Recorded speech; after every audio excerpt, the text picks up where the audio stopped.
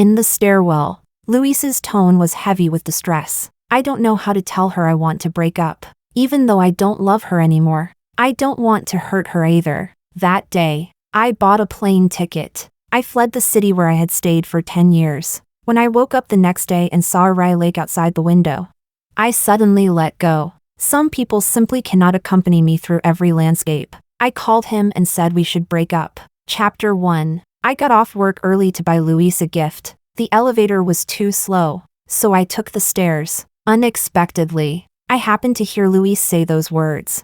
I had bronchitis and could not stand the smell of smoke. Whenever he wanted to smoke, he would go to the stairwell. Joel advised him, "You two haven't been together for just 1 or 2 years. It's been 10 years. From high school graduation until now. Even if there's no love left, there should still be family-like affection." Luis remained silent for a long time. So long that I thought he did not plan to speak. He gave a low, bitter laugh and spoke with melancholy. "The only thing that can support two people as they keep going is passion. Without passion, my performance will decline greatly. I'm afraid that one day she'll notice my impatience. That would hurt her even more." I stood below and did not continue walking up. The stairwell was too stuffy, and the smell of smoke drifted down. My throat itched, and I could not suppress the urge to cough. I retreated downstairs, coughing dryly the whole way. I hurried past the people coming and going, not daring to stop, afraid someone would see the tears blurring my eyes.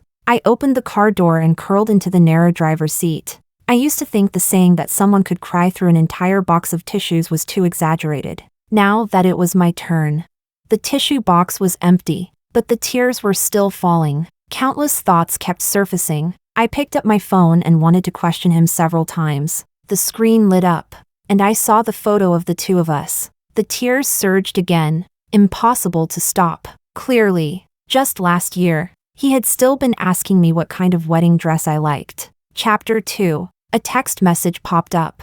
It was from Zoe, an employee at Chiyu Bridal Shop. She left me a message. "Miss Amanda, a customer has to leave at 5 today. If you have time, I can help you cut in line." Last month, I had fallen in love with a very beautiful vintage-style wedding dress. The dress was famous, and many people wanted to try it on. At the time, Luis and I had made an appointment to try it on, but he forgot and failed to come. He received a call and hurried home. He said many apologetic things to me. At the time, I felt upset for a while, but still made another appointment. It turned out that everything had left traces long ago. Now, seeing this message, I suddenly had a premonition. If I missed this chance, I might miss this wedding dress forever. I first sent Zoe a confirmation message. Then I wiped away my tears, took a screenshot, and sent it to Luis. His reply came very quickly. "I'm a little tired today. Let's wait until the day we already agreed on."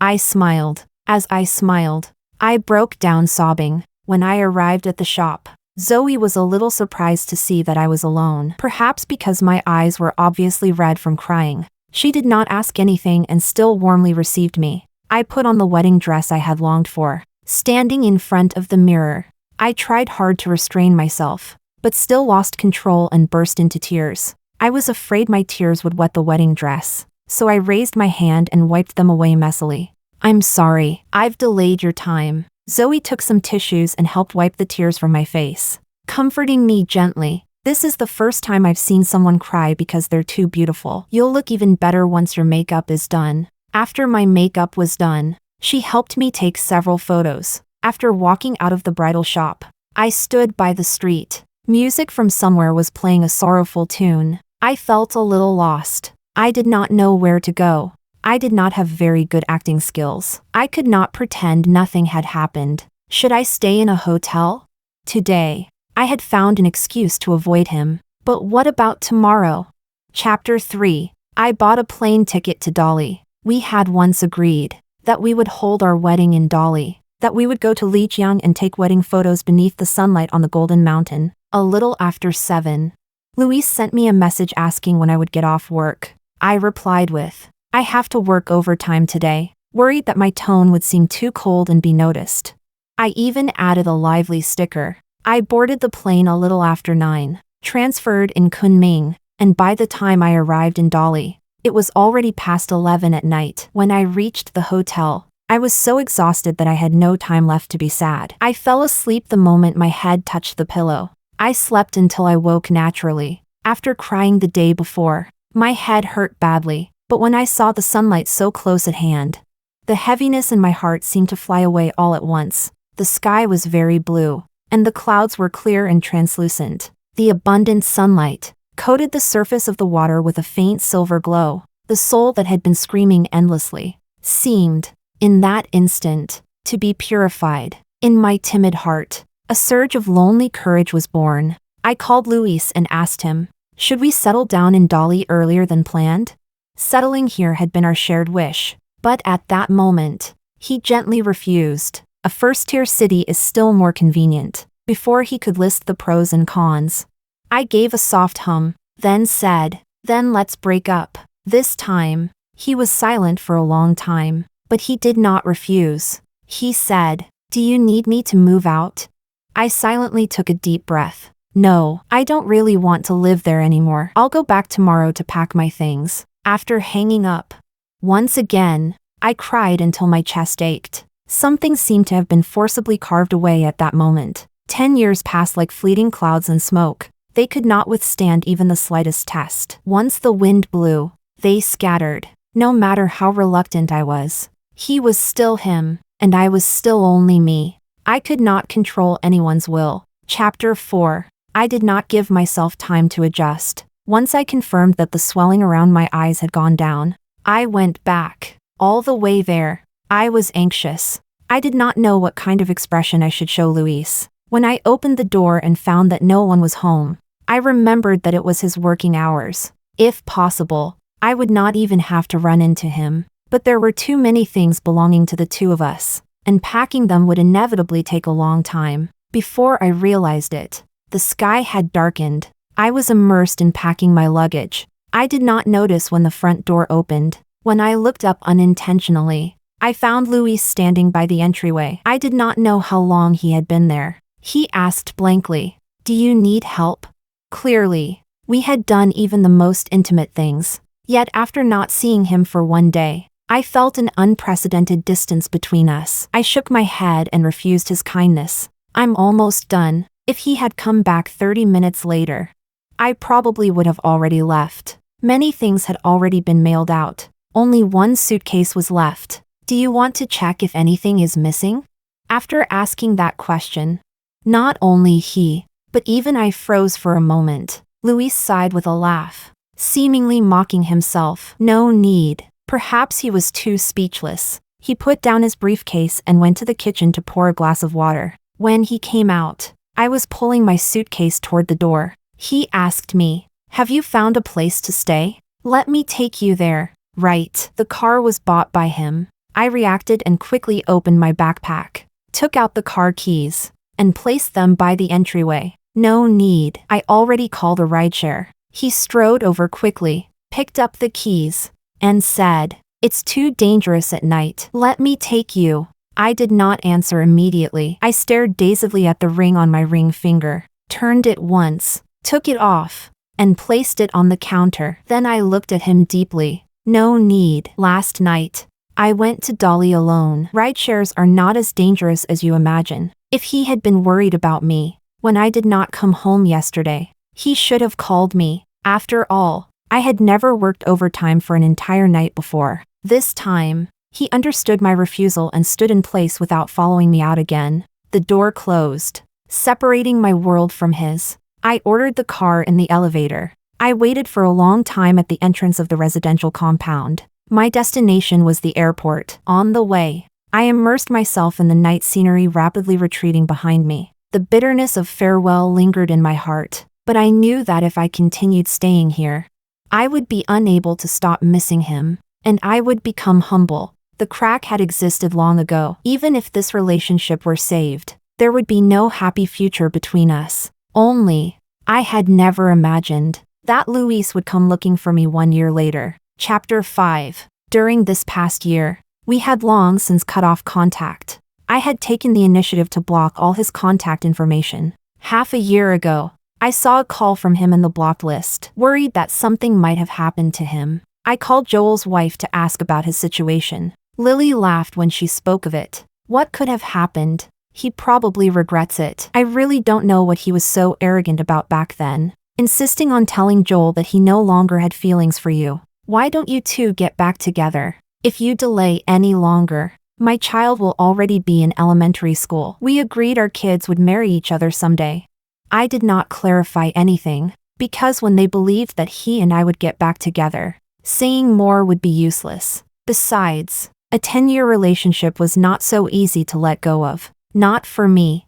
And not for him either. Perhaps because he had glimpsed hope.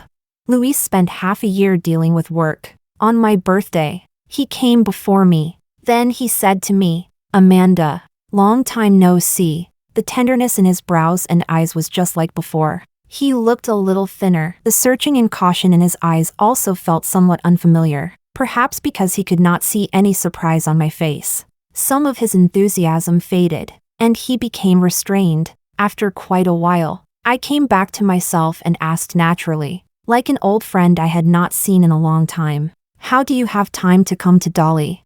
"I came to travel, and also to see you." His smile was gentle, carrying an obvious attempt to show goodwill. "It's raining outside. Won't you invite me in to sit for a while?" Suddenly, Santiago's call came from inside. "Birthday girl, come in and blow out the candles."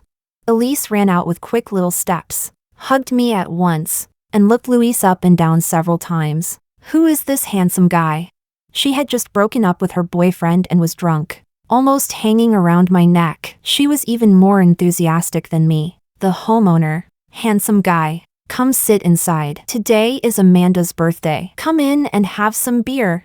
Chapter 6. I held up the shameless woman who was sliding downward and nodded at Luis. "Come in and sit for a while." The room was dim. Everyone sat around the coffee table. On the cake in the center, candlelight swayed slightly, illuminating everyone's eyes until they were bright, like curious little animals. As soon as Elise rubbed herself onto the sofa, she collapsed into a cat pancake, rolled over, and fell asleep. I stepped over the gap and returned to my seat. I closed my eyes and made a wish to become wildly rich. After I blew out the candles, the room instantly fell into darkness. They seized the chance to howl like ghosts, like monkeys from Mount Huagua. As soon as a phone light came on, they quieted down again, as if everything just now had been an illusion. Luis had never seen such an abstract scene before, and he always lacked a little tacit understanding with us, so he quietly ate cake and drank a little wine. By chance, I noticed that he was looking at everyone's cups.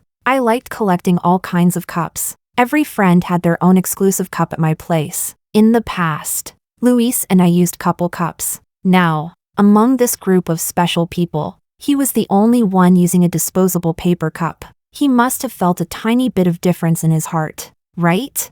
After the gathering ended, I saw everyone else off and came back. I found him standing in front of the photo wall, hearing my footsteps. He turned his head and looked over. "Did you go to try on wedding dresses alone back then?"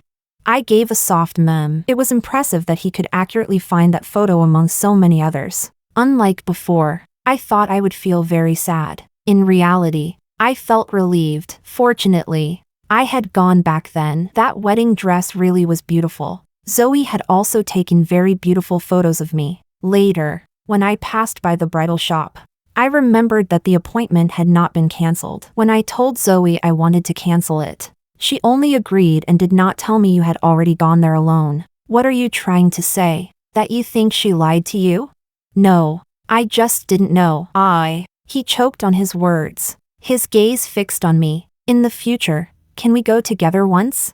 I still have Zoe's contact." Before coming here, I asked her. "Recently, the shop has some new designer styles. Maybe there will be something you like." I quietly waited for him to finish, then gently shook my head. I no longer have the same longing for wedding photos as before. Because later, I also went to Lijiang to take wedding photos, and I have photos from Erhai Lake too. Many things, if not done for the first time, lose their original meaning. The things I liked, once I had enjoyed them enough, were put aside. Before I could speak again, Luis could no longer maintain the smile on his face. He glanced outside the house. "The rain seems to have stopped. I should go. I'll come find you another day." After saying that, he hurriedly pushed the door open and left. Outside the window, actually nothing could be seen, and outside the door, the sound of rain was still falling lightly. Chapter 7. The next time I met him was 2 days later.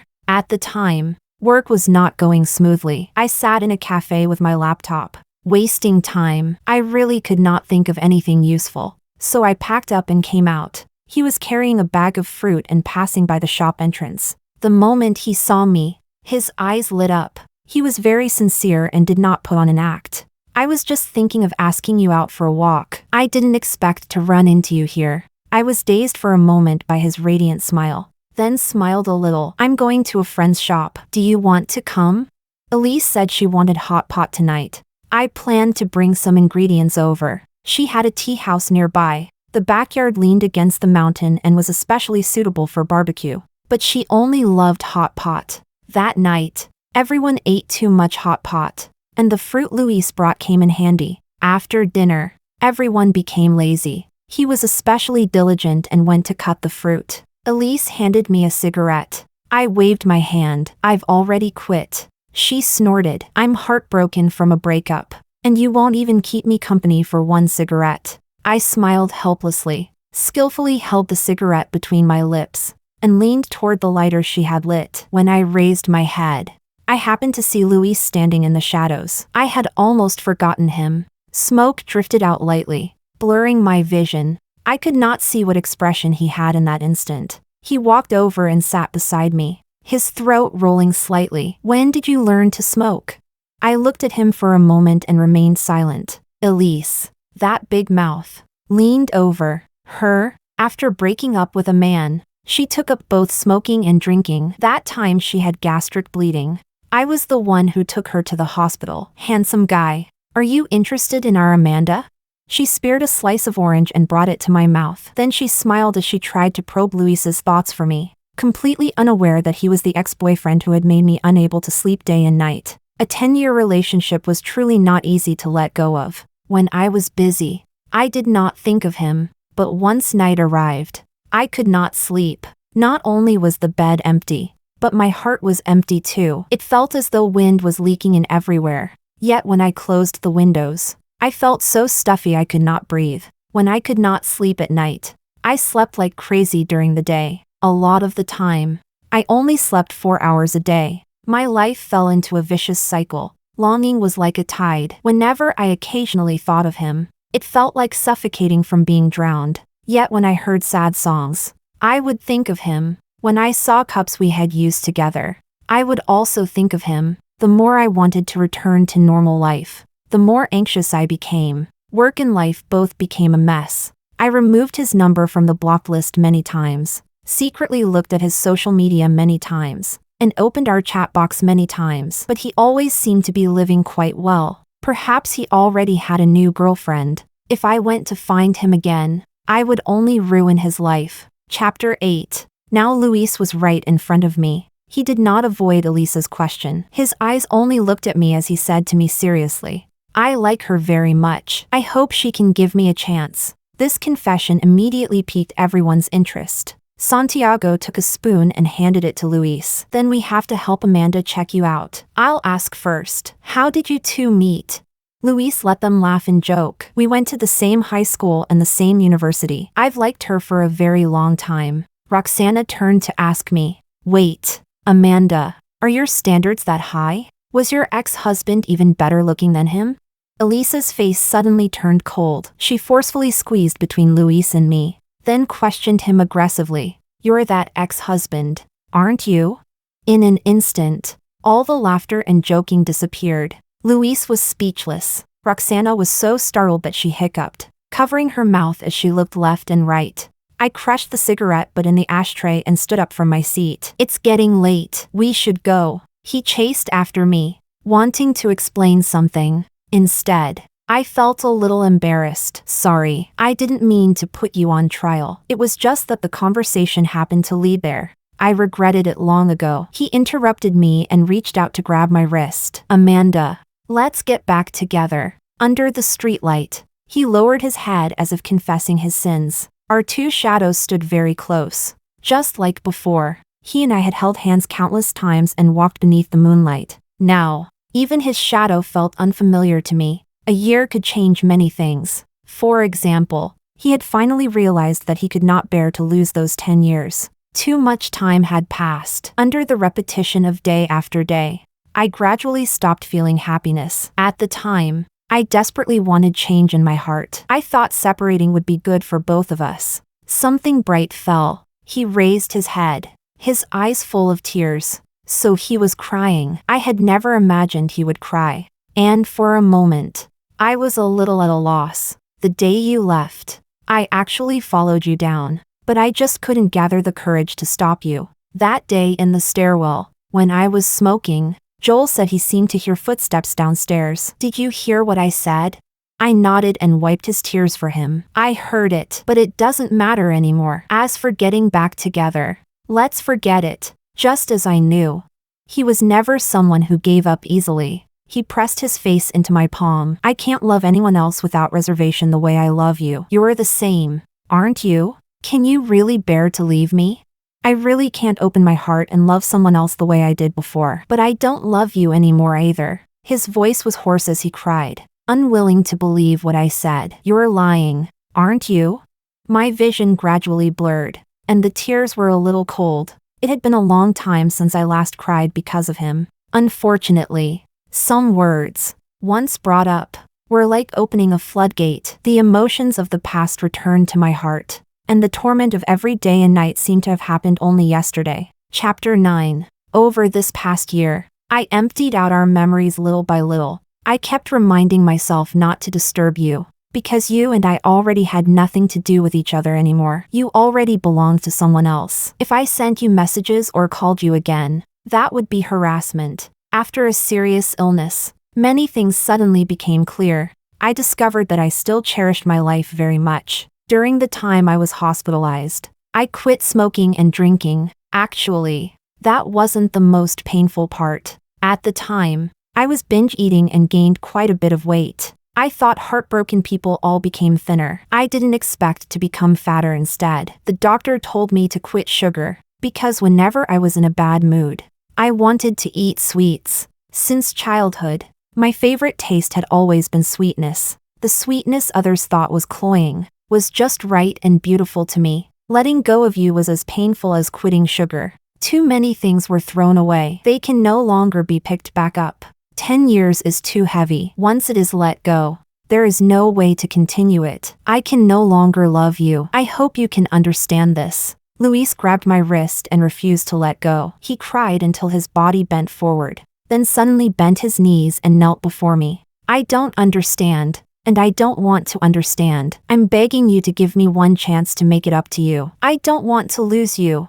He took off the ring on his little finger. It was the one I had returned to him back then. It looked frequently maintained, glowing with a beautiful shine. I closed my eyes and clenched my hand, not accepting it. I bent down to help him up, but instead, he gathered me into his arms. His embrace was still very warm, and his tears were very hot. It had been too long since I had embraced a man. People who had never been lonely could not understand the importance of an embrace. Sorry, it really is late. I need to go home. We had once known each other too well. We both understood each other. Now that I said I wanted to go home, he would not block me forcefully. He tried his best to control his emotions. I'll take you home. I wanted to refuse, yet felt there was no need. When we reached my door, he spoke again. If getting back together makes you feel like you're betraying all the effort you made in the past, you can punish me instead of just letting me go like this. The implication was that I could hate him,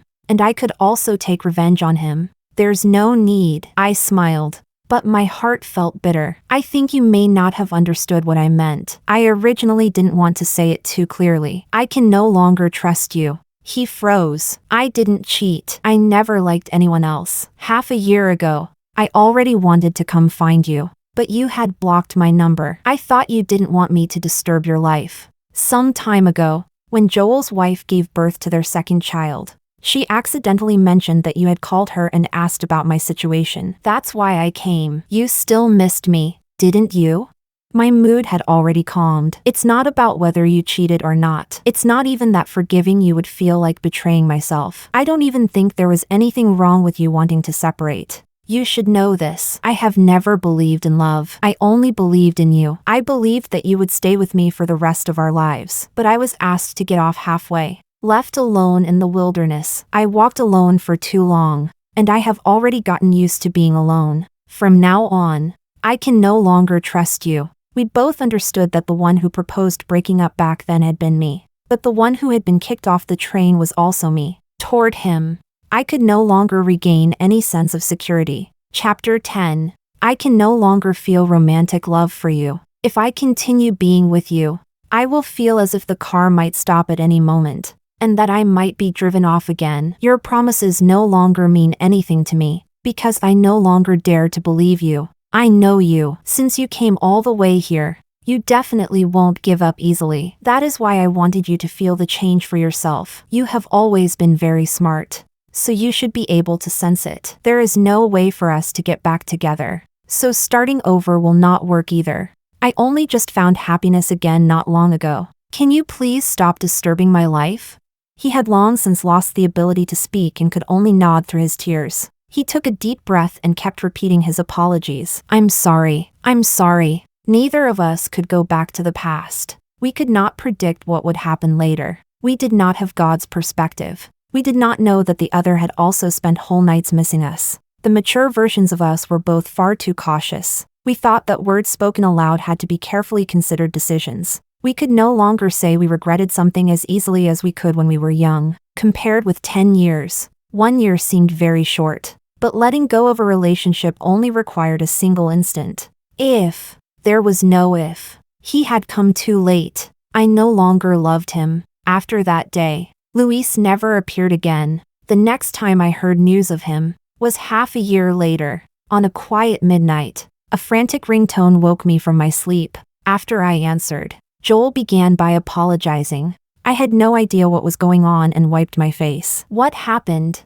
On the other end of the phone, he spoke incoherently. Luis wouldn't let me tell you. He said he was afraid of disturbing you. But tonight, he hurt himself. If I hadn't happened to be socializing nearby in the middle of the night and wanted to rest at his place for the night, he would have been gone. Amanda, I'm sorry. This has nothing to do with you. I just thought he listens to you more. So I wanted you to speak to him on the phone and persuade that idiot. If you're not free, it's okay too. I interrupted his rambling. Tell him to eat properly. I'll go back to visit him. Joel thanked me repeatedly. I really don't know what to do. If he knows you're coming back, he'll definitely be very happy. I don't mean to persuade you two to get back together. Everything depends on your wishes first. I really don't know how to say it. In short, thank you so much for being willing to come back. By the time I arrived at the hospital, it was already the afternoon of the next day. There were people lining up everywhere in the hospital.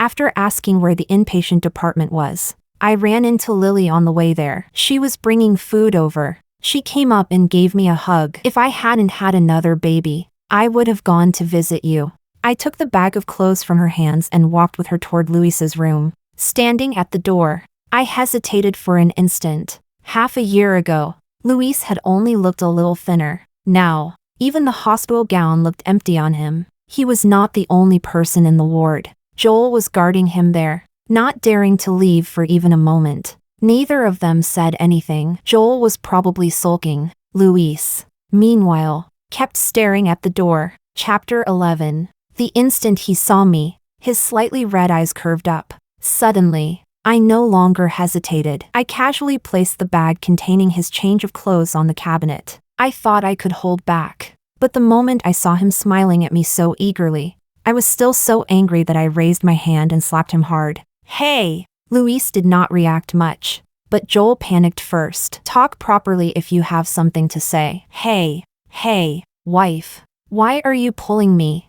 The couple left the ward. Luis was still smiling. I'm very happy you came to see me. I could tell that he truly was very happy. I sat on the edge of the bed and leaned into his arms. He went quiet for an instant, then apologized awkwardly. I'm sorry. This was an accident. By the time I reacted, The bleeding wouldn't stop. Joel was frightened and called you. I even troubled you to come all this way. You don't have to apologize. I don't think it's trouble. I just felt sad. Do you still remember the call I made to Lily? Even if I can no longer continue loving you, I have never wanted anything to happen to you. No matter how many objects filled with memories were thrown away, they could not erase 10 years of love. We could not become lovers, nor could we become family. Perhaps we could not even meet again in the future. But I had never thought of making him pay any price. No one understood the pain of cutting away this relationship better than I did. He had only failed to figure it out for a moment. Only failed to walk out of it for a moment. He had merely fallen into the tide of emotion and nearly drowned.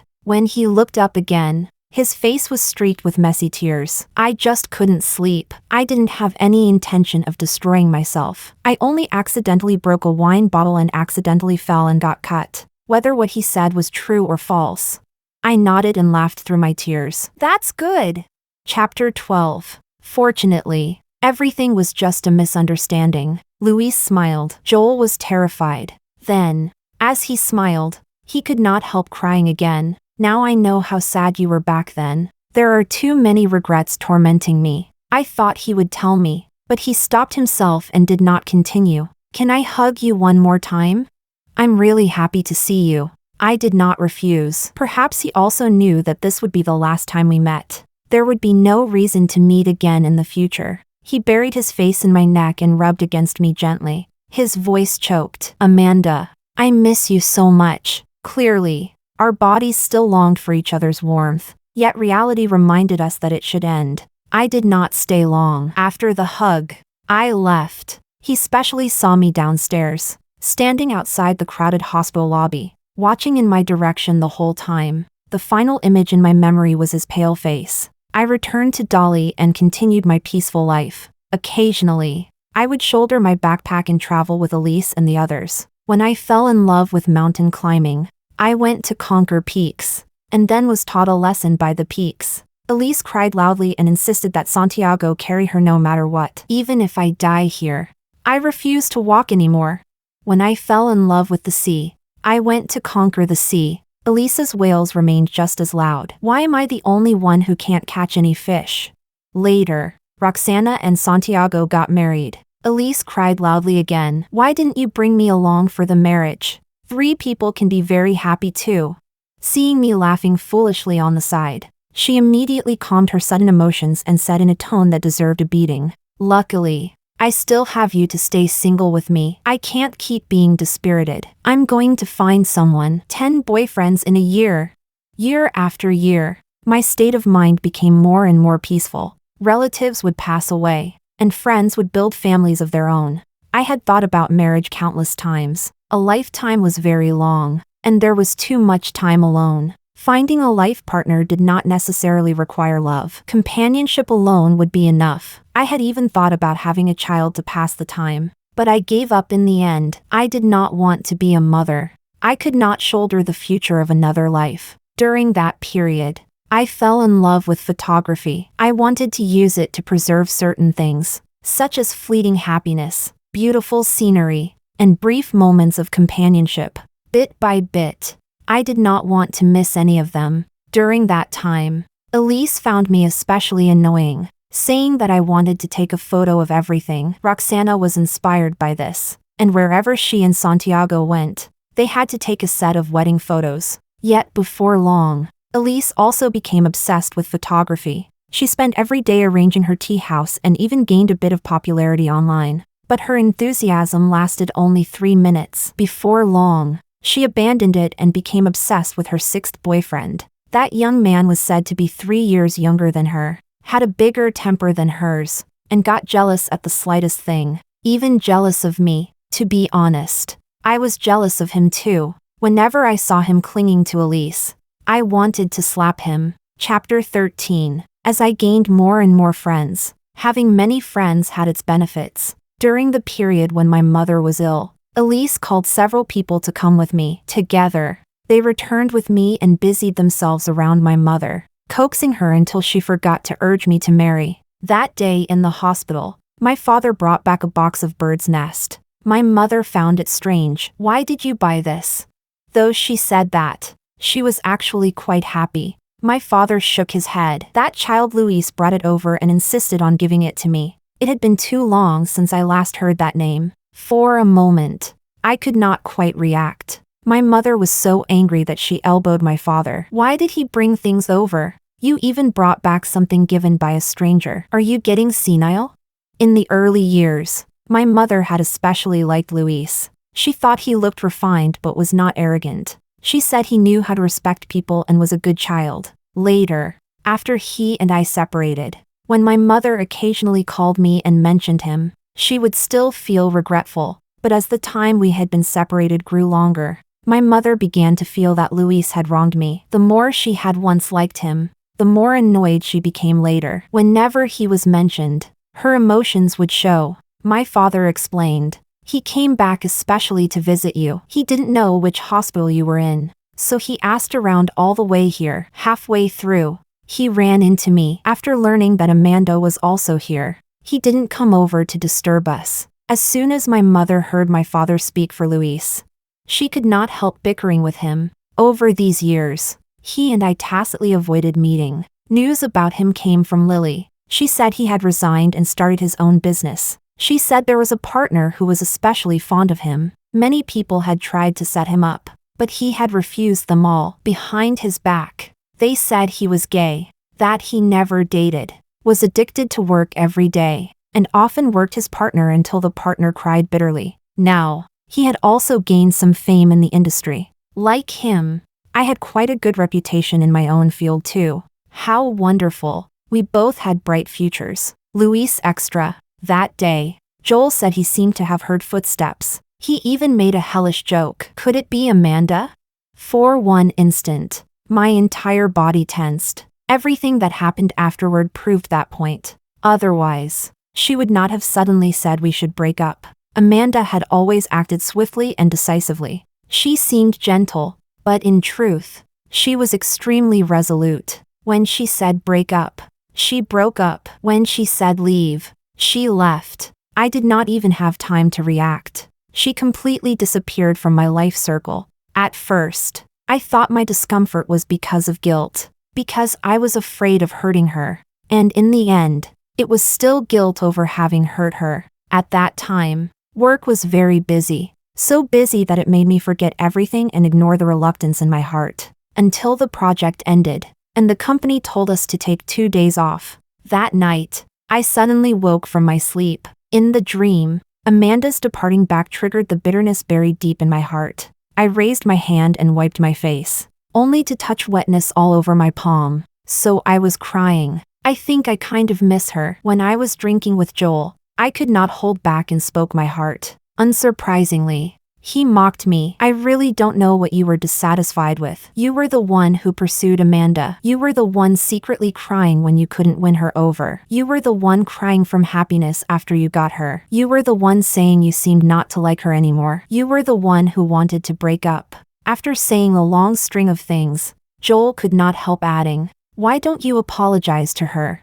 I fell silent, then stubbornly said, "I'm just not used to it for the moment." It was not that I could not lower my pride. It was just that I felt I did not deserve it. I knew very clearly that I was the one who had wanted to separate, and I was also the one who had once had despicable thoughts. On the day she went to see the wedding dress alone, on the day she went to Dolly alone, I waited at home the entire night and never called her to ask why she had not come back. She had never worked overtime until staying out all night. She must have heard those words of mine. I knew it in my heart, but I did not say it aloud. With her temperament, one that could not tolerate even a grain of sand in her eyes, she would definitely break up with me. And the reason I did not care about her was because I despicably thought that once I showed concern, I might not be able to break up with her smoothly. But later, the instant I heard her say we should break up, I did not feel the relief I had imagined. Instead, there was a suddenness that felt expected, a bewildered confusion that left me at a loss.